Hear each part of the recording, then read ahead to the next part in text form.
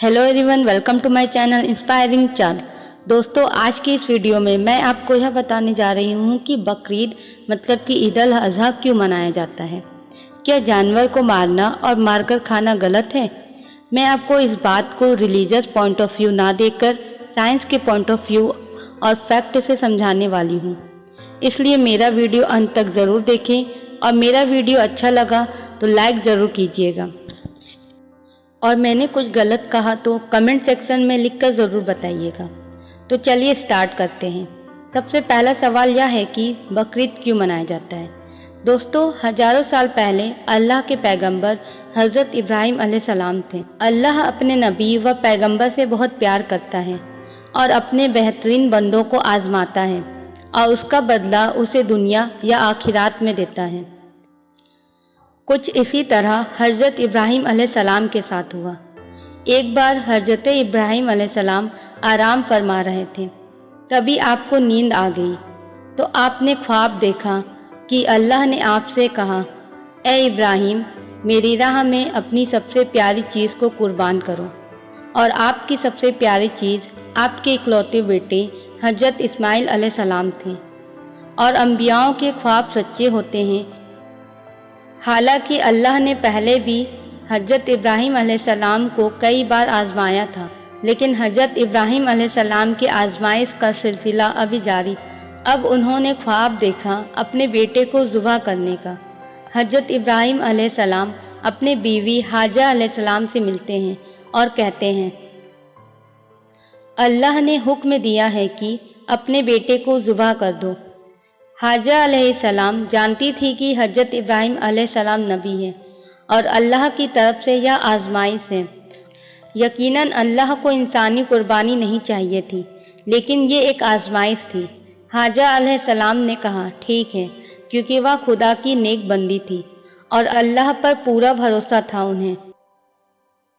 इब्राहिम अलैहिस्सलाम अपने बेटे को लेकर कुर्बानी के लिए निकले और जब आप अपने बेटे इस्माइल अलैहिस्सलाम को ले जा रहे थे तो आपने अपने बेटे से कहा कि मैंने ख्वाब देखा है कि मैं तुम्हें ज़ुबह कर रहा हूँ, अब तुम बताओ मैं क्या करूँ। तो इस्माइल अलैहिस्सलाम कहते हैं, ए मेरे प्यारे वालिद, आपको जो हुक्म दिया गया है अल्लाह की तरफ से कर गुजरिए और इंशाअल्लाह अल्लाह हमें सब्र देगा। इस्माइल अलैहिस्सलाम की बातों से हाजरा अलैहिस्सलाम की तरबियत का पता चलता है कि उन्होंने अपने बेटे को इतनी अच्छी तरबियत दी थी। यह हम सब के लिए एक एग्जाम्पल भी है कि हमें अपने बच्चों को किस तरह की तरबियत करनी चाहिए। इसके बाद इब्राहिम अलैहिस्सलाम अपने बेटे को मक्का लेकर गए और ज़ुबह करने के लिए लेटा दिया और जब अपने बेटे के गर्दन पर छुरी फेरने वाले ही थे तो फौरन अल्लाह ने जिब्राइल अलैहिस्सलाम, जो कि फरिश्ते हैं, से कहा, ए जिब्राइल, जन्नत से एक जानवर लेकर जा और इस्माइल को हटाकर रख दे। इस तरह इस्माइल अलैहिस्सलाम को कुछ नहीं हुआ और उनकी जगह दुम्बा ज़ुबह हो गया, क्योंकि अल्लाह को इंसानी कुर्बानी नहीं चाहिए थी। वह इब्राहिम अलैहिस्सलाम के लिए सिर्फ एक आजमाइश थी। और इसके तुरंत बाद एक आवाज़ आई, ए इब्राहिम, तुमने अपना ख्वाब सच कर दिखाया। तुम्हारे इस इम्तिहान को क़यामत तक याद रखा जाएगा और तेरी सुन्नत को ईमान वाले हर साल याद करेंगे और अल्लाह के राह में कुर्बानी पेश करेंगे। तभी से ये सिलसिला शुरू हुआ। इसमें दुम्बा, बकरा, ऊँट और तमाम जानवरों को कुर्बान किया जाता है। कुर्बानी के 3 हिस्से किए जाते हैं। पहला हिस्सा गरीबों के लिए, दूसरा हिस्सा रिश्तेदारों व मोहल्ले वालों के लिए और तीसरा हिस्सा खुद के घर वालों के लिए। दोस्तों, अल्लाह के पास ना ही कुर्बानी का गोश्त जाता है, ना ही खून जाता है, ना ही उसे कुछ चढ़ाया जाता है। यह सिर्फ हम लोगों के लिए एक आजमाइश है कि हम किस तरह एक जानवर को अपने घर ले आते हैं, उसे पालते हैं, अपने बच्चों जैसा प्यार करते हैं, फिर उसे अल्लाह के राह में कुर्बान कर देते हैं। तो इसका मतलब ये नहीं कि वो जानवर वेस्ट चला गया या उसकी कोई भी कीमत नहीं है। उसका गोश्त बहुत सारे भूखे और गरीब लोगों का पेट भरता है। बेशक हम भी गोश्त खाते हैं, लेकिन बकरीद के दिन करोड़ों लोग गरीबों को गोश्त देते हैं, इससे बहुत से लोग जो गरीब होते हैं उनका पेट भरता है। आई नो, अब आप लोग सोच रहे होंगे कि गरीबों को गोश्त ही क्यों देते हैं, पैसा क्यों नहीं दान कर देते हैं। तो इसका जवाब आपको मेरे आगे वीडियो में मिलेगा, तो मेरा वीडियो अंत तक ज़रूर देखिए और पूरा सुनिए। आई होप कि आपको पता चल गया होगा कि बकरीद मनाने का रीज़न क्या है। अब बात ये आती है कि क्या जानवर को मारकर खाना सही है या गलत, मतलब नॉनवेज खाना सही है या गलत। तो मैं आपको बता दूं कि शाकाहारी होना या मांसाहारी होना व्यक्ति का अपना निजी फैसला है। दोनों के अपने फायदे हैं तो नुकसान भी है। किसी भी चीज़ का लिमिट से ज़्यादा और लिमिट से कम सेवन नुकसानदेह होता है। और वैसे भी हमारे दांत की बनावट भी कुछ ऐसी है कि हम वेज व नॉनवेज दोनों ही आसानी से खा सकते हैं। इसलिए हम इंसान को विज्ञान ने सर्वभक्षी मतलब कि ओमनिवोरस कैटेगरी में रखा है, क्योंकि हमारे दांत के 4 प्रकार होते हैं। पहला इंसीजर, जो संख्या में 8 होते हैं, जो हमारे भोज्य पदार्थ को काटने का काम करते हैं। दूसरा कैनाइन, ये संख्या में 4 होते हैं, जो भोज्य पदार्थ को चीड़-फाड़ करने का काम करते हैं, और यह सभी मांसाहारी जानवरों में भी मौजूद होते हैं। तीसरा मोलर, जिनकी संख्या 12 होती है, और चौथा प्रीमोलर, जिनकी संख्या 8 होती है। ये दोनों ही भोज्य पदार्थ को चबाने में सहायक होते हैं। दोस्तों, कुछ लोग ऐसे होते हैं जो हमेशा बोलते हैं कि नॉनवेज खाने वाले कितने बेरहम होते हैं, उन्हें किसी को मारने में दर्द नहीं होता है। और ऐसे लोगों में ही 60% लोग वे होते हैं जो फिश या चिकन का कंजप्शन करते हैं। मतलब कि इन लोगों के अकॉर्डिंग चिकन और फिश में खाने में कोई बुराई नहीं होती है।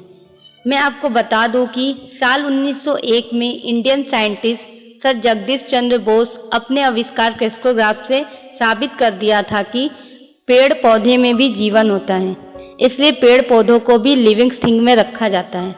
फ़र्क बस इतना है कि एनिमल्स की आवाज़ हम सुन सकते हैं, उनके आंसू देख सकते हैं, लेकिन पेड़ पौधों की आवाज़ को नहीं सुन सकते हैं।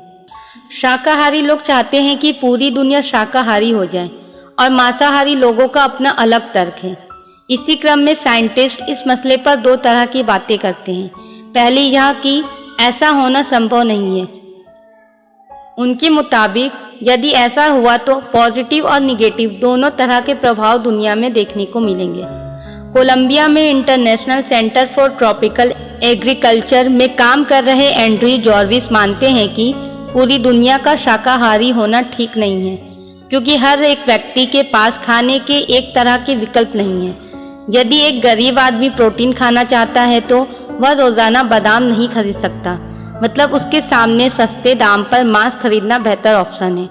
और अलग अलग कंट्री व स्टेट के ज्योग्राफिकल स्ट्रक्चर के लिहाज से भी यह ठीक नहीं है। जिस रीजन में जिस प्रोडक्ट का उत्पादन ज़्यादा होता है वहाँ उसकी उतनी खपत होती है, क्योंकि ज़्यादा उत्पादन होने से ये प्रोडक्ट सस्ते मिलते हैं। लाइक अपने यूपी में गेहूं का उत्पादन ज़्यादा होता है, वेस्ट बंगाल और बिहार में चावल का, जबकि केरल, वेस्ट बंगाल, उड़ीसा और समुद्री इलाकों में फिश का कंजप्शन ज़्यादा होता है। इसी प्रकार अदर्स कंट्री में जहां एग्रीकल्चर के लिए उपयुक्त इन्वायरमेंट नहीं है वहां रेड मीट का कंजप्शन ज़्यादा होता है। और दुनिया की बहुत बड़ी जनसंख्या इन्हें पालने और काटने का काम करती है। यदि मांसाहार का व्यापार बंद होता है तो बहुत से देशों में रोजगार का संकट गहरा जाएगा।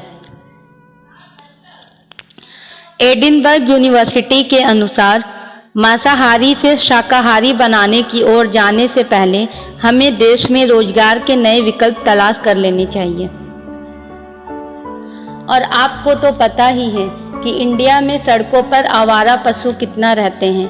अगर आप ही सोचिए कि सारी दुनिया पूरी तरीके से शाकाहारी हो गई तो सड़कों पर इंसानों की संख्या ज़्यादा होगी या इन आवारा पशुओं की। तो दोस्तों, अब आपको पता ही चल गया होगा कि नॉनवेज खाना सही है या गलत। कोई भी चीज़ पूरी तरीके से सही नहीं होती है और ना ही पूरी तरीके से गलत होती है। यूएन की रिपोर्ट अनुसार पूरे वर्ल्ड की 7.7 बिलियन पॉपुलेशन है, जिसमें से मुस्लिम पॉपुलेशन 1.9 बिलियन है। और बहुत लोगों को यही लगता है कि नॉनवेज सिर्फ मुस्लिम खाते हैं। तो दोस्तों मैं आपको बता दूं कि 1.9 बिलियन से कहीं ज़्यादा लोग नॉन वेजिटेरियन हैं। इसलिए नॉनवेज खाने वाले को आप बेरहम निर्दयी मत समझिए। कोई भी पर्सन अच्छा या बुरा अपने बिहेवियर, अपने नेचर से होता है, अपने खान पान से नहीं होता है। Eating nonveg is a choice, not a cruelty. तो प्लीज़ आप इस बात को समझिए। और अगर आपको मेरा वीडियो अच्छा लगा तो प्लीज़ लाइक कीजिएगा, और अगर आप मेरे चैनल पर नए हैं तो मेरे चैनल को सब्सक्राइब कीजिए। और अगर आपको मेरी कोई बात का बुरा लगा है या मैंने कुछ गलत कहा है तो कमेंट सेक्शन में लिखकर ज़रूर बताइएगा, और हो सके तो मुझे माफ़ कर दीजिएगा। खुद खुश रहिए और खुशियाँ बांटिए। और मेरी तरफ से आप सभी को बकरीद मुबारक। Thank you so much for watching my video.